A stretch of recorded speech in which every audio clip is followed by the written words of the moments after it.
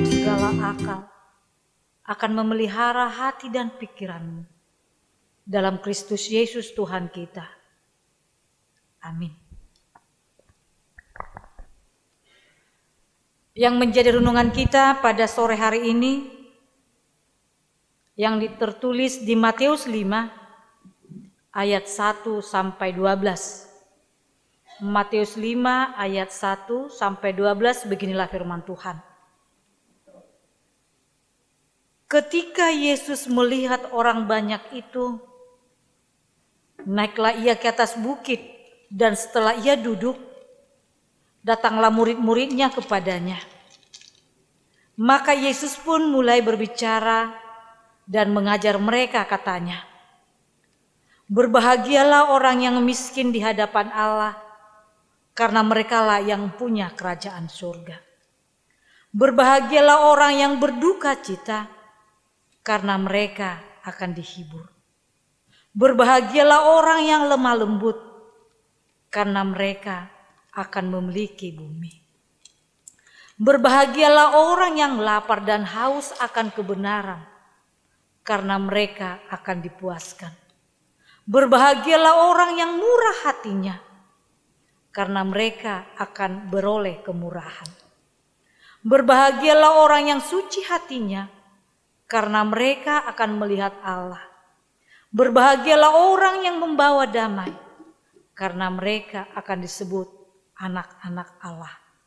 Berbahagialah orang yang dianiaya oleh sebab kebenaran, karena merekalah yang empunya kerajaan surga. Berbahagialah kamu jika karena aku kamu dicela dan dianiaya, dan kepadamu difitnahkan segala yang jahat. Bersukacita dan bergembiralah, karena upamu besar di sorga, sebab demikian juga telah dianiaya nabi-nabi yang sebelum kamu." Begitulah firman Tuhan. Saudara-saudara yang terkasih dalam Yesus Kristus, semua orang pasti mencari kebahagiaan. Kalau perlu dibeli.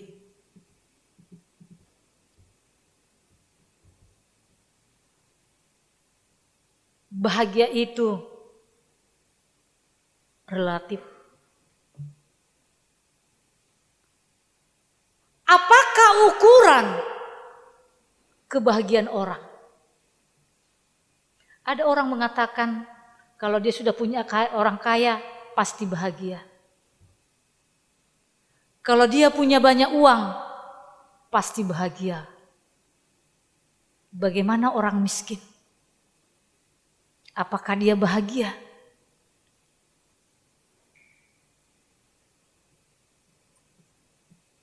Tetapi ada orang yang berpendapat bahwa hidup pas-pasan itu membahagiakan.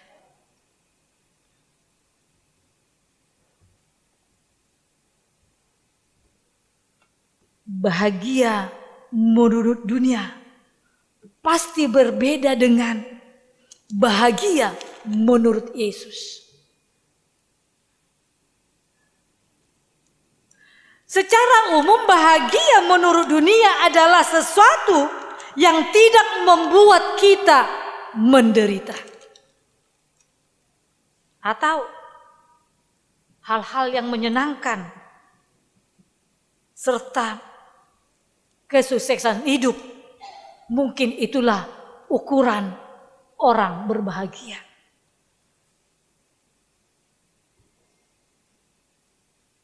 Apakah bahagia menurut dunia sama dengan bahagia menurut Yesus? Tentu tidak. Karena menurut Yesus bahagia itu diukur dari 8 kategori. Yang pertama dikatakan, orang berbahagia adalah orang yang miskin di hadapan Allah.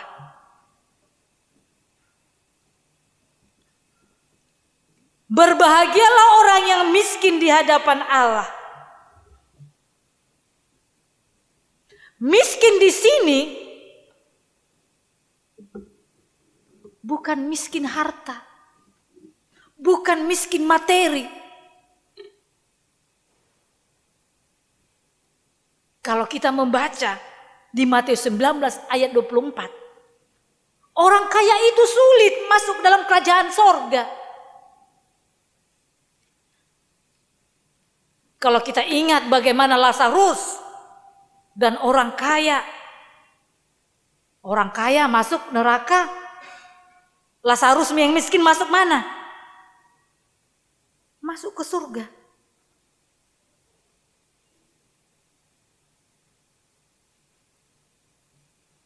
Miskin di sini bukan kemiskinan secara materi, tetapi dalam bahasa Indonesia dikatakan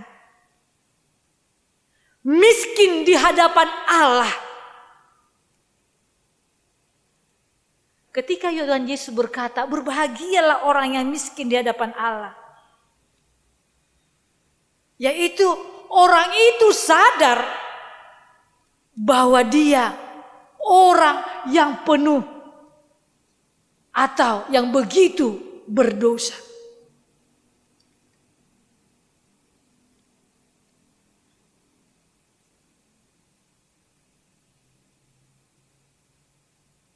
Nah, bagaimana dengan kita? Bagaimana kita mencari kebahagiaan dalam hidup kita?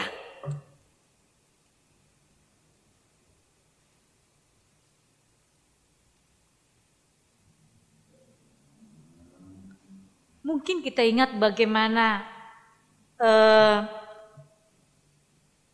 orang atau kita membaca di Lukas 18 ayat 9 sampai 14 tentang orang Farisi pemungut cukai berdoa di bait Allah.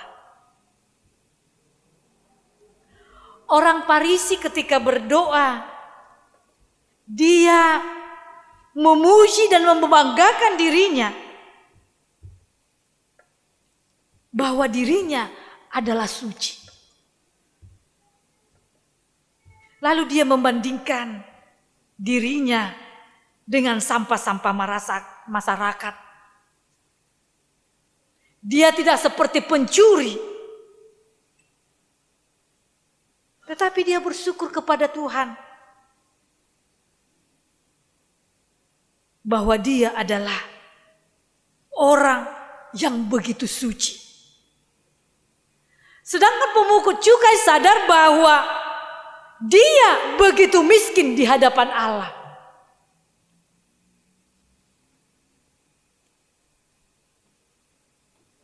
Dan sambil memukul-mukul dirinya dan bercucuran air mata dan berkata, "Ya Allah, kasihanilah aku, orang yang berdosa ini."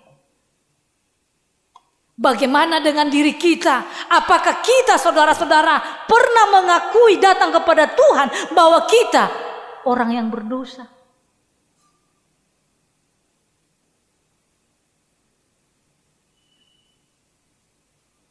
Lalu kita membaca di ayat 4. Orang yang berbahagia adalah orang yang berduka cita. Bagaimana saudara-saudara ya? Orang yang berduka cita katanya berbahagia.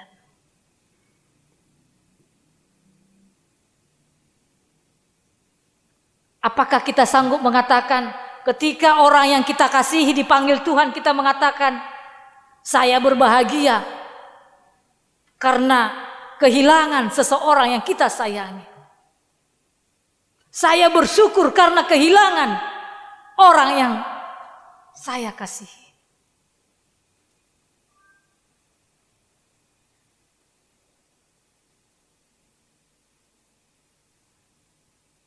Kalau kita membaca tadi, orang yang berduka cita adalah orang yang berbahagia, artinya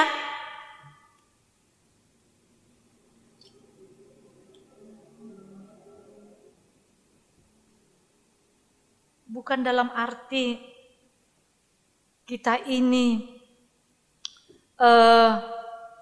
kehilangan sesuatu, tetapi di sini dikatakan duka cita ini adalah kesedihan yang dipimpin oleh Tuhan. Duka cita adalah duka cita Tuhan.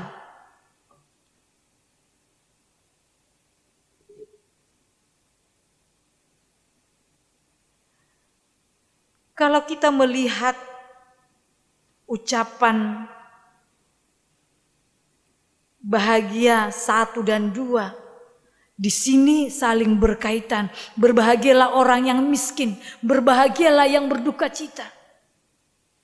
Bagaimana kita berbahagia? Kalau kita mengalami kehidupan ini.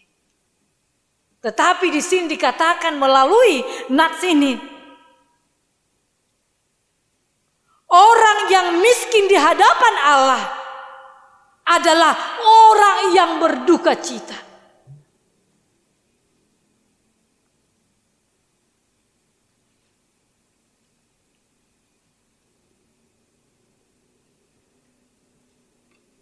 Kalau kita membaca di ayat 5, orang yang berbahagia adalah orang yang lemah lembut. Artinya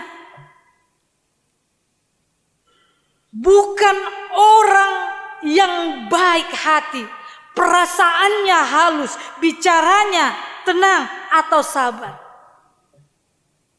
Ini semua bukan karena lemah lembut. Orang yang lemah lembut itu bukan berarti lembek atau lamban. Tetapi di sini dikatakan orang yang lemah lembut itu berarti secara rohani. Kalau kita membaca Galatia 5 ayat 22, ada salah satunya dikatakan lemah lembut. Inilah sifat Tuhan.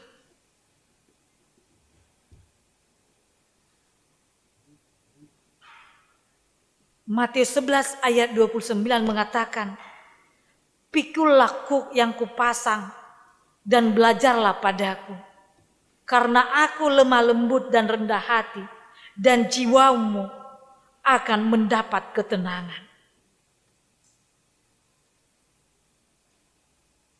Artinya yang pertama, orang yang lemah lembut artinya orang yang rendah hati. Ketika kita melihat miskin di hadapan Allah, adalah orang yang berduka cita menangisi dosa-dosanya di hadapan Allah. Setelah miskin di hadapan Allah, dia menangisi kemiskinannya. Kemudian menjadi orang yang mengosongkan dirinya. Yang kedua, orang yang lemah lembut itu bisa mengontrol dan menguasai dirinya sendiri.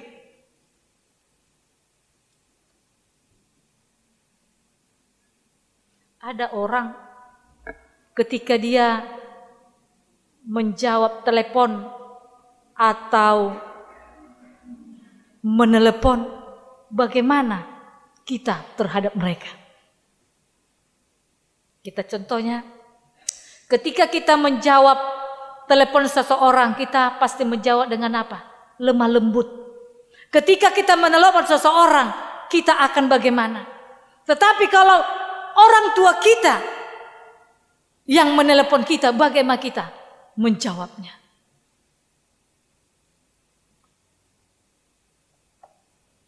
Pasti bisa kita ingat. Apalagi saudara-saudara pemuda. Kalau kekasihmu menelepon kamu, bagaimana lembutnya kamu menjawab dia?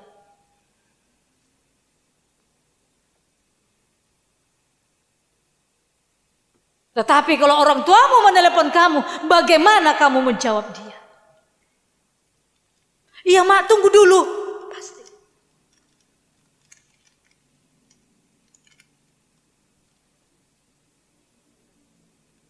Saudara-saudara terkasih dalam Yesus Kristus, orang yang berbahagia adalah orang yang lapar dan haus akan kebenaran. Lapar dan haus adalah sebuah keinginan. Ketika kamu lapar dan haus, bagaimana? Ketika dikatakan haus, bukanlah haus biasa. Yang minum air sedikit, bagaimana? Sudah lega. Haus yang dimaksud di sini adalah haus yang sudah sampai. Bagaimana? Berada dalam situasi yang kekurangan air. Sehingga jika tidak dirawat, maka orang itu bagaimana?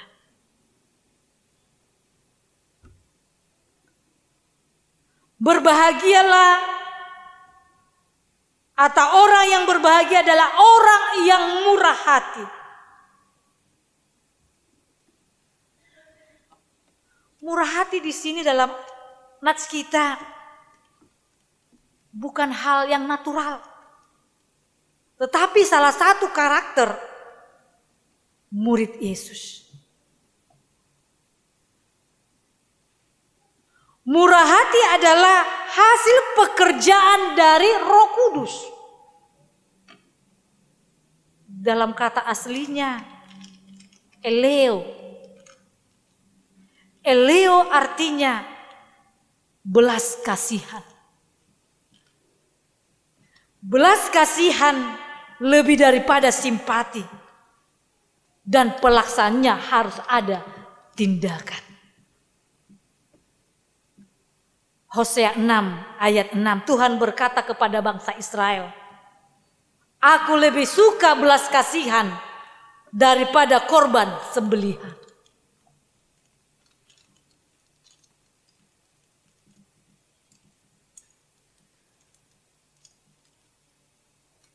Saudara-saudara terkasih dalam Yesus Kristus, kalau kita membaca ayat 8, berbahagialah orang yang suci hatinya, karena mereka akan melihat Allah. Di sini dikatakan kesucian adalah sifat Allah yang sangat menonjol. Nabi Yesaya ketika bertemu dengan Tuhan, bagaimana dia sadar, lalu mengatakan, celakalah aku orang yang najis. Aku tidak layak melihat Tuhan, karena Tuhan ada suci. Kalau kita melihat gedung jemaat nyanyi, suci, suci, suci. Bagaimana? Dikatakan kesucian adalah hasil pekerjaan Roh Kudus. Tuhan Yesus berkata, berbahagialah orang yang suci hatinya, karena mereka akan melihat Allah. Kalau hati kita suci, pasti kita dapat melihat Allah. Tetapi kalau hati kita dipenuhi dengan kejahatan, penuh dosa, bagaimana kita bisa melihat Tuhan?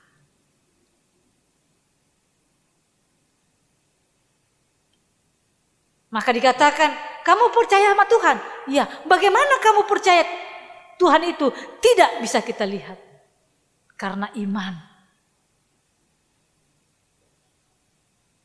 Sebesar apa imanmu mempercayai Tuhan?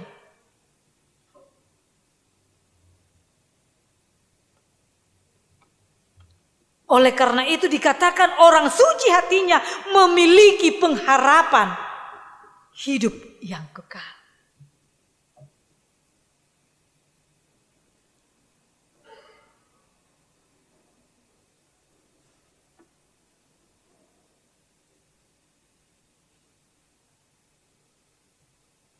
Yang terakhir dikatakan di ayat ini adalah inti dari ayat 3 sampai 11.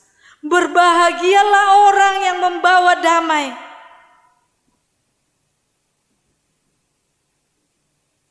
Berbahagialah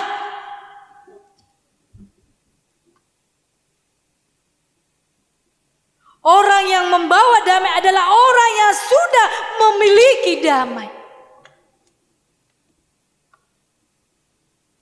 Artinya ketika Tuhan Yesus mengatakan orang yang membawa damai karena mereka akan disebut anak-anak Allah. Bagaimana kita bisa berdamai dengan orang-orang yang membenci kita?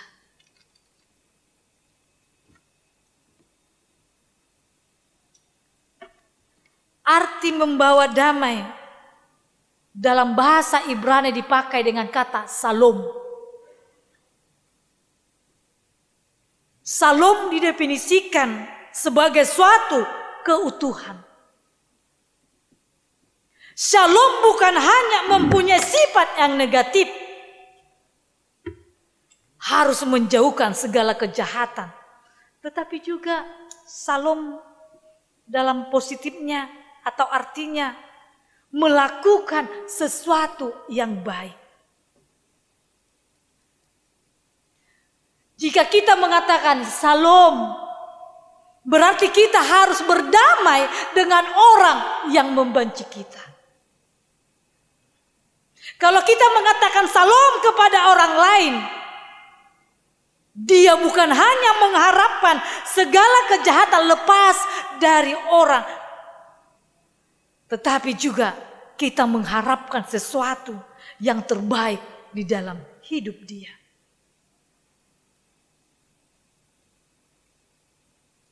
Salam seringkali diartikan sebagai damai sejahtera Allah. Jadi saudara-saudara dalam Yesus Kristus, waktu kita mengatakan shalom, damai sejahtera Allah menyertai engkau.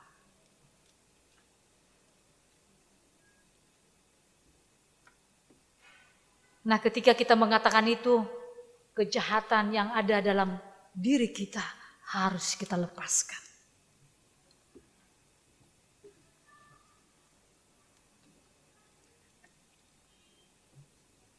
Berbahagia adalah orang yang dianiaya oleh sebab kebenaran. Ketika Tuhan Yesus diutus ke dunia, Dia mengatakan, Aku mengutus kamu seperti domba di tengah-tengah serigala.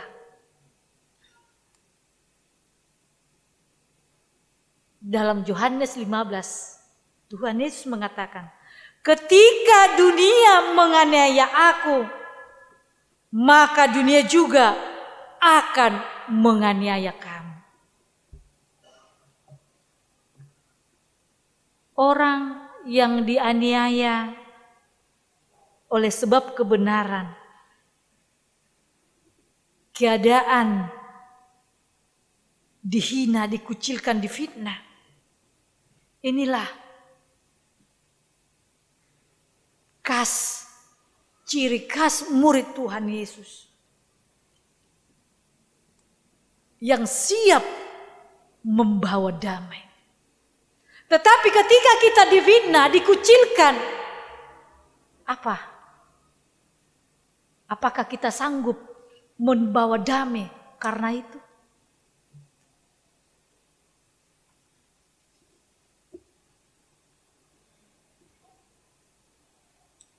Janji Tuhan bagi orang yang menyintai kedamaian, upahmu besar di surga.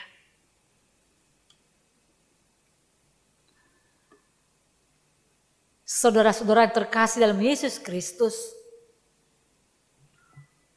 potret kebahagiaan yang dinyatakan Yesus adalah mereka yang rela memberikan atau melepaskan sesuatu kepada si penerima. memberikan atau melepaskan kelembutan bagi orang lain, membiarkan tata hati kita diduduki oleh Allah.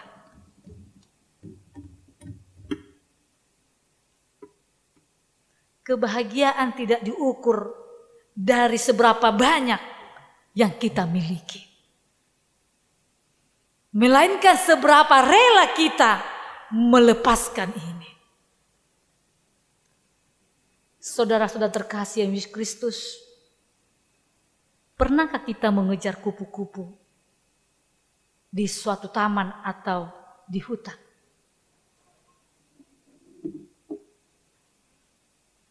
Apa yang terjadi?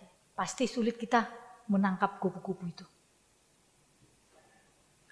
Semakin dikejar kupu-kupu, akan semakin jauh terbang meninggalkan kita. Tapi coba sebaliknya. Kita duduk diam sebentar di taman itu.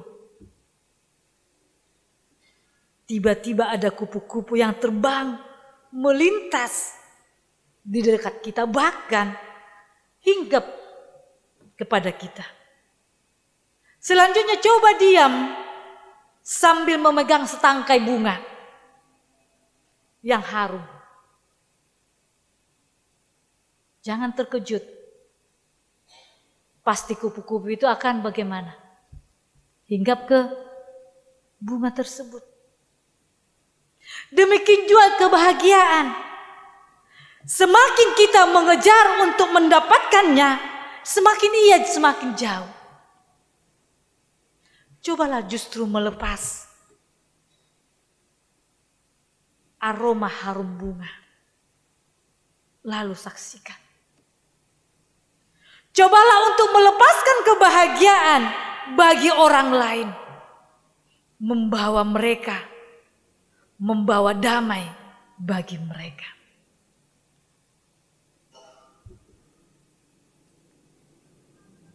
Maka dikatakan, apa ukuran kebahagiaan? Ukuran kebahagiaan kita datang dari diri kita sendiri.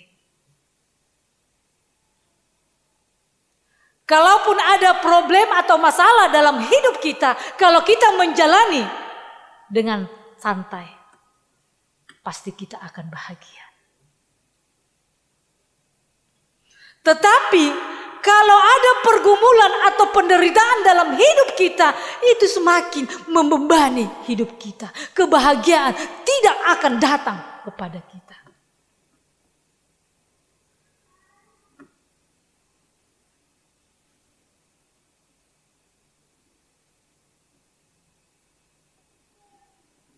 Bagaimana saudara-saudara? Apakah hidup saudara dalam kebahagiaan?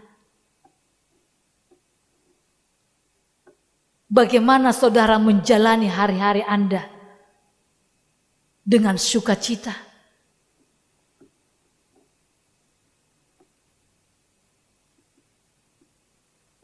Seperti saya katakan, kebahagiaan itu datang dari diri kita sendiri. Oleh karena itu, jangan lupa kita menjadi bukan siapa-siapa kita di hadapan Tuhan. Tetapi bagaimana kita bersedia mengerjakan kebenaran, bahkan rela untuk menderita karena kebenaran. Oleh karena itu engkau akan merasakan dan melihat kebahagiaan. Karena engkau adalah pribadi yang diberkati. Oleh karena itu, marilah kita untuk menjadi garam dan terang dunia bagi seluruh umat manusia. Amin. Kita berdoa. Terima kasih Tuhan, terima kasih Yesus. Kami percaya Tuhan, ketika kami menyerahkan kehidupan kami, pergumulan kami, beban kami ke dalam tangan pengasihan-Mu.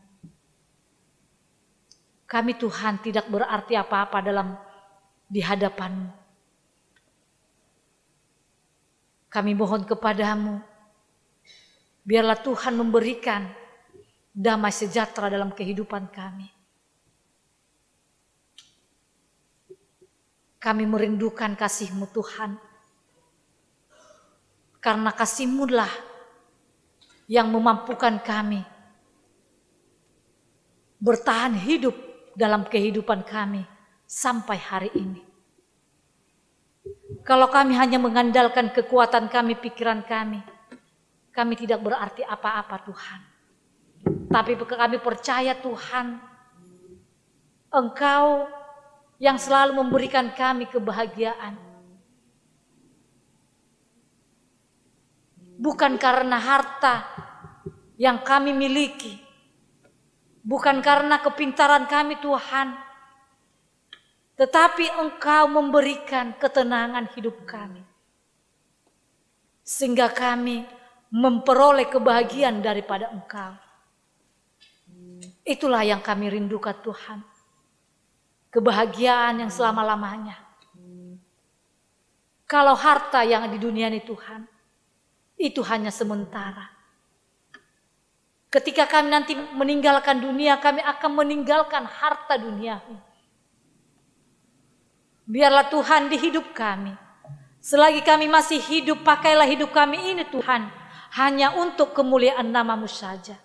Sehingga kami dapat memperoleh hidup yang kekal. Tuhan, kami percaya Tuhan, apapun kehidupan kami, apapun pergumulan kami, apapun penderitaan kami serahkan segalanya ke dalam tangan pengasihan-Mu saja, sehingga kami memperoleh hidup yang kekal. Tuhan, kami serahkan Tuhan jemaat-Mu yang berkumpul saat ini, bersekutu dengan Engkau. Hanya Engkau Tuhan yang tahu isi hati mereka masing-masing. Apapun pergumulan mereka Tuhan, tolong mereka. Hanya kepadamu lah kami serahkan segalanya, kehidupan kami. Sehingga kami memperoleh kehidupan yang layak. Tuhan, sebentar lagi kami akan meninggalkan tempat ini. Kiranya Tuhan melindungi kami, menjauhkan kami dari segala mara bahaya. Terpujilah nama-Mu hari ini, besok, dan selama-lamanya. Dalam kasih Kristus kami berdoa dan mengucap syukur. Amin.